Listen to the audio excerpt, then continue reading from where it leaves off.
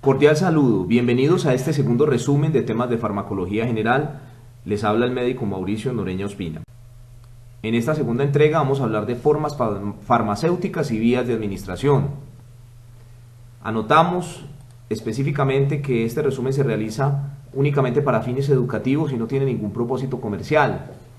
Se tendrá como base principal el texto Fundamentos de Farmacología en Terapéutica del Dr. Carlos Alberto Izaza, texto recomendado a los alumnos en los primeros días de clase, específicamente el capítulo Generalidades de Farmacología, que en la última edición de la editorial Celsus se encuentra entre las páginas 3 y 31. Igualmente algunos conceptos de Wikipedia y de la web y del libro de farmacología de enfermería que ya hemos citado previamente. Empezaremos mencionando que la llegada del fármaco a su destino tiene como intermediarios los mecanismos de transporte a través de las membranas del cuerpo. Esos mecanismos intervienen tanto en la llegada del fármaco al torrente sanguíneo como en la llegada desde el torrente sanguíneo a su sitio de acción. Y vamos a mencionar básicamente 4 mecanismos que se llevan a cabo. El primero de ellos es la filtración, que es ese mecanismo pasivo en el cual los principios activos o las sustancias químicas atraviesan los poros del cuerpo. En ese caso, para que las sustancias atraviesen, casi siempre se requiere que sean hidrosolubles y que sean pequeñas para que puedan atravesar esos poros. Allí también tiene que ver directamente los mecanismos de filtración renal, ya que tanto el ingreso del medicamento al cuerpo como su excreción van a mediarse a través de las membranas que les permiten el paso.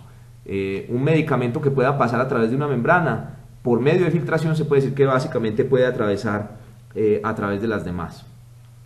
La difusión pasiva es un mecanismo que depende de los gradientes de concentración. Básicamente es ese mecanismo en el cual una membrana permite que las sustancias liposolubles pasen de un lado al otro de la membrana por medio de ese gradiente, y que justamente pues también depende del tamaño de la molécula, pero el tamaño va a influir más en la velocidad de difusión.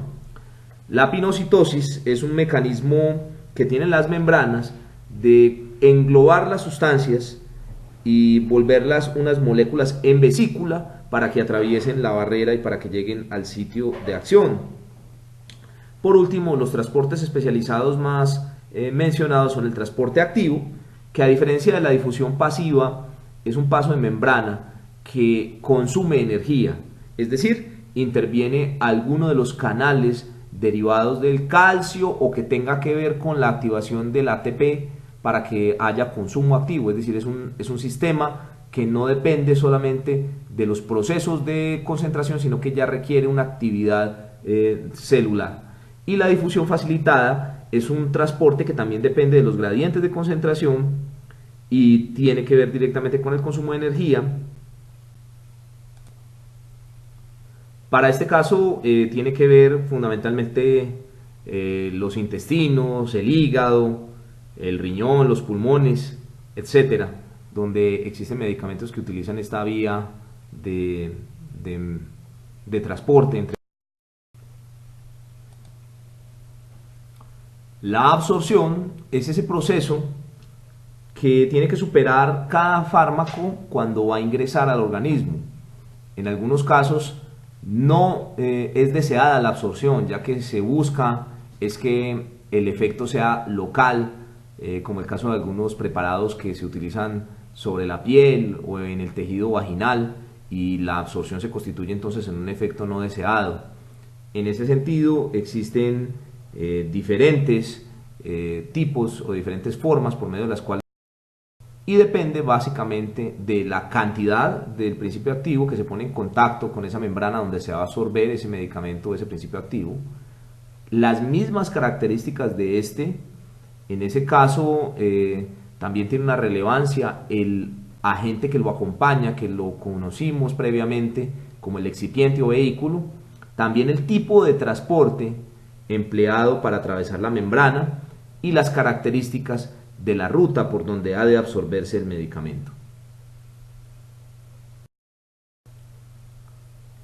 El tema de la farmacocinética, entonces, asociándolo a lo anteriormente visto, lo hemos correlacionado con la curva en la cual en el eje de la X estamos con el tiempo y en el eje de la Y con la concentración plasmática del fármaco.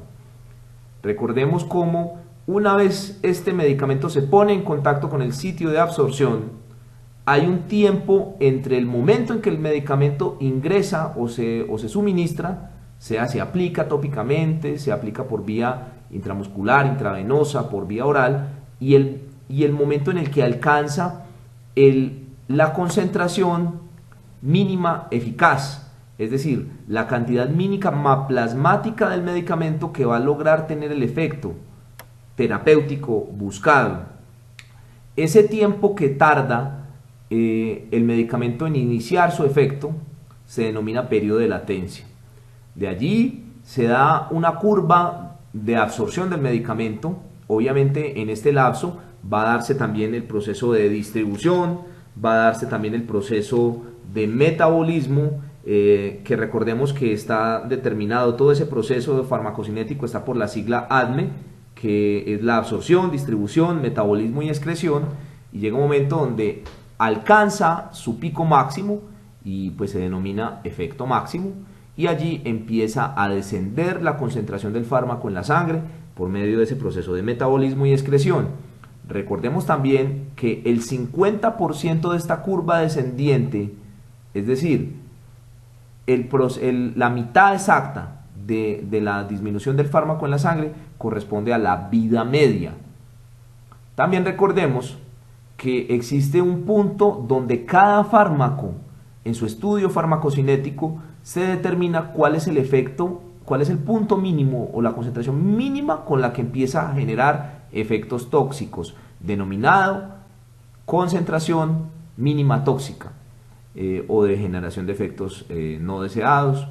Igualmente tenemos que la ventana terapéutica es el espacio comprendido entre esa concentración mínima eficaz y la concentración mínima tóxica.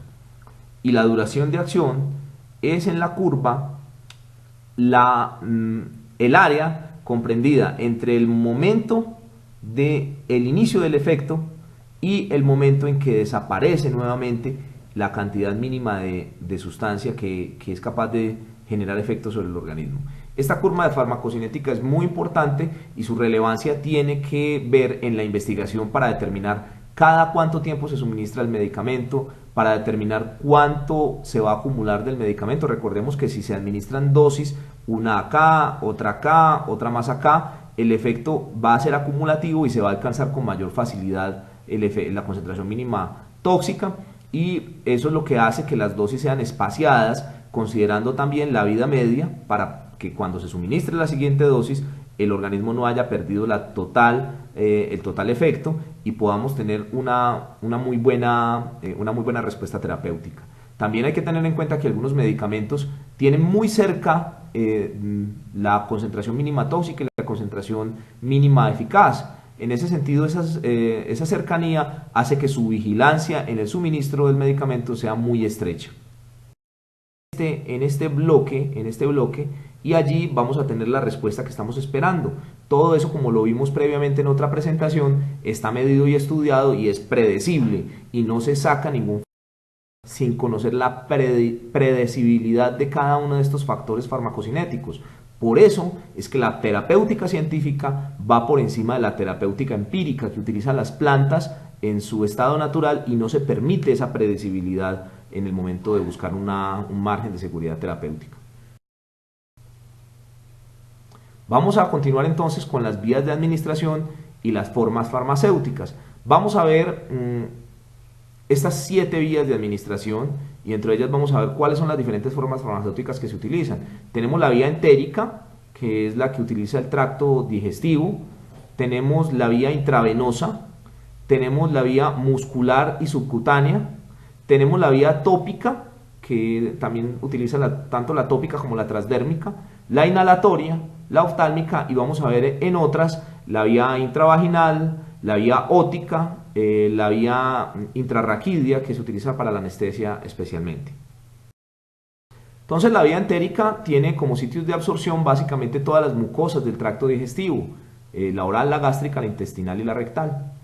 Allí encontramos un concepto que ya lo hemos visto, que es el del fenómeno del primer paso, en el cual Algunos fármacos, cuando pasan la vía digestiva, básicamente en el tracto digestivo alto, en algunos casos en el recto, y eso depende mucho de las características farmacocinéticas del medicamento, antes de ser absorbidos, de ingresar directamente al torrente sanguíneo, de llegar al sitio de acción que se persigue, llegan al hígado y allí son inactivados, metabolizados o en algunos casos excretados totalmente. Eso hay que tenerlo en cuenta porque los medicamentos que se suministran por vía oral no tienen un efecto inmediato. Casi siempre pasan por este fenómeno del primer paso, casi siempre no, pasan por este fenómeno del primer paso, a no ser que se absorban de manera sublingual.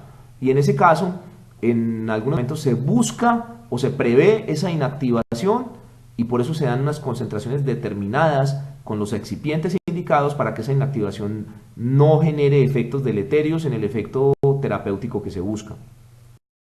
Encontramos entonces en esa vía entérica la oral, la bucal o sublingual y las formas farmacéuticas de la vía oral son la emulsión, la suspensión, el polvo, una cápsula y una pastilla, que son las que conocemos básicamente en el mercado, se conocen como tabletas o como pastillas. Es importante que para esta vía se requiere la colaboración del paciente. Es muy relevante también determinar que casi todos los medicamentos utilizados por vía oral corren el riesgo de generar irritación gástrica y también generan una pérdida de la adhesión a los tratamientos por esa misma sintomatología. También por lo del fenómeno del primer paso, en algunos casos, genera alteraciones con la absorción y también tiene que ver en algunas ocasiones cuando utilizamos cualquiera de estas vías, que perdóneme que ahorita no se las haya mencionado, los comprimidos, los recubiertos, las formas con recubrimiento entérico para evitar que sean alterados por el ácido gástrico y unas formas de liberación controlada que también se utilizan por vía oral. Cualquiera de estas utilizadas va a tener dificultades en el caso de tener alteraciones digestivas como diarrea o como trastornos funcionales digestivos. Se resalta en este caso que cuando se suministran por vía oral los medicamentos, la absorción gástrica realmente es menor, es baja, dadas las características de la acidez, el pH y la baja vascularización que tiene el estómago. Y básicamente el sitio ideal de absorción es el intestino delgado, en el cual se da tanto la liberación del principio activo del medicamento, luego la destrucción de su excipiente, así como toda el área extensa del intestino delgado de absorción, mientras que el medicamento haga su paso por este. Es muy importante también que cuando se busca rapidez, no es lo ideal, dado que la vía oral pues, se ve alterada por la ingestión de alimentos, por múltiples factores que hacen pues, que esta vía sea una vía compleja, pero es la de mayor uso para el suministro de medicamentos, sobre todo de manera ambulatoria. Dentro de la vía oral, pero realmente haciéndolo a un lado, se considera la vía sublingual. Esta vía sublingual es muy rápida, dada la alta vascularización que tiene la boca y que todas las venas que están en el área lingual van directamente a la vena cava superior, las venas maxilares y las sublinguales, con lo cual se da una absorción rápida por un lado, por otro lado se evita el fenómeno del primer paso y en tercer lugar se evitan las alteraciones que genera el fármaco en el momento de llegar al estómago. Por último, en la vía entérica tenemos la vía rectal. Se utilizan muy frecuentemente en esta vía entonces los enemas, los supositorios, y pues se utiliza muy bien esto cuando se buscan efectos directamente locales, como en el caso de los supositorios para las hemorroides, los enemas para las alteraciones de la motilidad, específicamente el estreñimiento, y pues allí se da en el área rectal, se da una absorción que no es regular, no es consistente y en gran medida depende de ese grado de vaciamiento. Es decir, nosotros suministramos un medicamento por vía rectal y existe la posibilidad de que sea defecado en las próximas horas y no va a tener la misma capacidad de absorción que si se suministra por vía oral, pero en algunos casos es la única vía y la única alternativa. Allí se encuentran algunos principios activos que vienen específicamente para ser suministrados por vía rectal. Hay algunos antiinflamatorios sistémicos, existen algunas presentaciones que vienen para ser suministrados por vía rectal. muscular y subcutánea se denominan vías parenterales. En este caso, igualmente que con la vía intravenosa, se evita el fenómeno del primer paso y se asegura una absorción total de ese principio activo. Tenemos claro que dado que el músculo tiene menor cantidad de fibras nerviosas, es menos doloroso que la vía subcutánea, pero dado que tiene más vascularización, es más eficiente para que el medicamento llegue al torrente sanguíneo, mientras que cuando se utilizan las vías subcutáneas, las inyecciones subcutáneas, el medicamento pues va a generar un mayor dolor y también puede tener menor posibilidad, va a tener la menor posibilidad de que llegue al torrente sanguíneo. Perdón, mayor dolor, pero menor posibilidad. Aquí hay menor dolor y hay más posibilidades de que llegue al torrente sanguíneo. En este caso, entonces, para todos estos parenterales se encuentran las soluciones o suspensiones en vehículo acuoso u oleoso. Se encuentran también los liofilizados. Estos son sustancias cuyo principio activo tiene una inestabilidad cuando se lleva a los preparados líquidos y se empaca por congelación al vacío y se restaura en el momento previo al suministro. También encontramos las formas parenterales de depósito, que son utilizadas básicamente en el músculo, en lo profundo del músculo.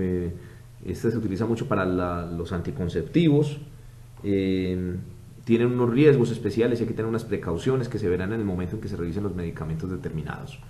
Y también los implantes de liberación controlada, que igualmente son muy utilizados para el caso de esos métodos hormonales anticonceptivos que pueden durar de 3 a 5 años. Estos de depósito generalmente duran entre 10 días para algunos medicamentos y para otros como los antibióticos, y para los anticonceptivos pueden durar hasta 90 días. La administración tópica y transdérmica. Entonces, cuando se suministra un medicamento de forma local en la piel, existe tal vez una de las barreras más importantes para su suministro, que es la capa córnea de la piel. Esa capa córnea en algunos casos es impermeable y solamente pasan a través de ella algunas sustancias. Cuando la sustancia logra superar esa capa córnea, llega a la dermis y de allí tiene que superar un nuevo paso hacia el torrente circulatorio.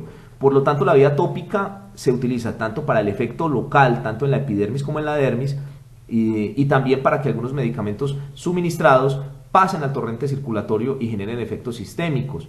Hay que tener en cuenta que se modifican las propiedades de absorción del medicamento cuando hay alteraciones en la piel, heridas, quemaduras, dermatitis, úlceras, y también cuando hay características en el momento del suministro, lo cual implica el excipiente sobre el cual está envuelto el principio activo.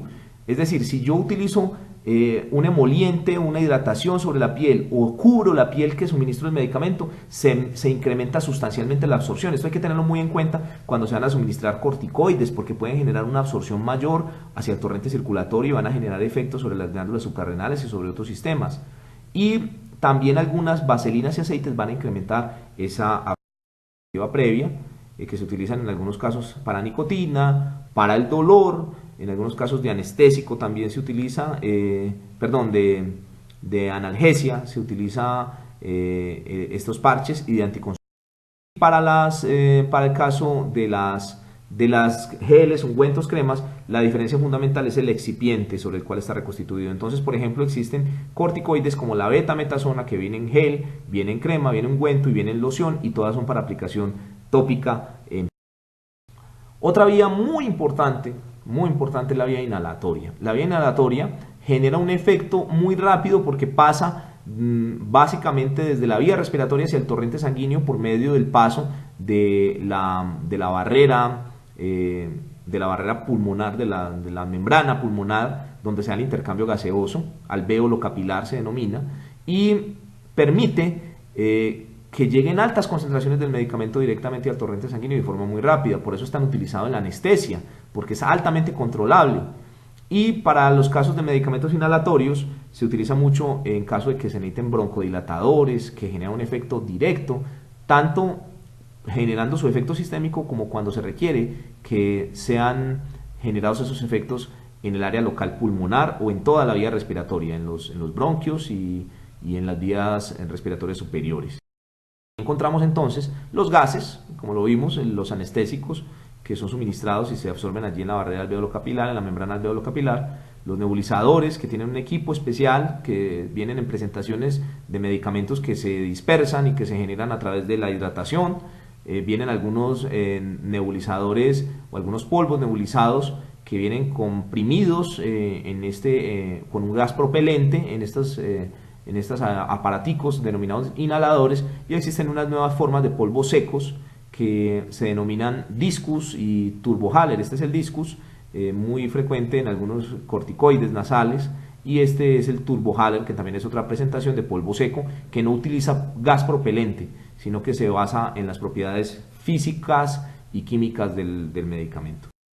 La vía oftálmica, aun cuando encontramos que el ojo está al acceso de cualquiera para suministrar el medicamento, el ojo tiene unos mecanismos protectores como son el lagrimeo, el parpadeo, y tiene unas vías de evacuación, el conducto lacrimonasal, y tiene unos medios de respuesta neurológica por sensibilidad que hacen que sea muy complejo, por un lado. Por otra parte, en el ojo no cabe sino una gota. Cuando uno aplica una gota de cualquier medicamento, de cualquier sustancia en el ojo, uno observa inmediatamente que incluso se pierde un porcentaje de la gota que se está suministrando. Entonces allí hace que generar la permanencia de un fármaco en el ojo es complejo, lo cual es difícil incluso para tratamientos de infecciones, especialmente de las infecciones por hongos. Para eso entonces se han utilizado algunas sustancias a las cuales se usan como excipientes para que el fármaco tenga un mejor efecto y allí se pueda quedar, generar más viscosidad, que permanezca más tiempo en el ojo. Entonces incluso se han inventado algunos dispositivos de suministro de agentes permanentes. La verdad, no son muy comunes en nuestro. Por último, veremos entonces otras vías de suministro. Aquí vemos la vía óptica, que se utiliza básicamente para medicamentos anestésicos del dolor, para emolientes del conducto auditivo externo, como el caso de la glicerina. La vía nasal, que se utiliza para el suministro de agentes que van a buscar su efecto local, pero también, como lo veremos, para algunos sistémicos. La vaginal y el canal medular. Básicamente el canal medular se utiliza para la anestesia regional, la que llaman anestesia raquidia también. La vía vaginal tiene unas implicaciones en los medicamentos antimicóticos, los medicamentos antibióticos, pero también absorbe por considerarse una mucosa, y es una mucosa muy absortiva. Entonces hay que tenerlo en cuenta cuando uno va a suministrar un medicamento por vía vaginal. La vía nasal, además de utilizarse para esos medicamentos que generan dilatación de la mucosa, que generan efecto local para las inflamaciones, como los corticoides, también se ha utilizado recientemente para unos péptidos hormonales. Incluso hay unas presentaciones de insulina que se están utilizando por vía nasal, y lo mismo por vía óptica. También hay posibilidad de absorción, y debe tenerse mucha precaución con esta vía cuando no hay seguridad de que la membrana timpánica no tenga solución de continuidad, ya que al suministrar algunos medicamentos y que ingresen al oído medio pueden generar daños irreversibles.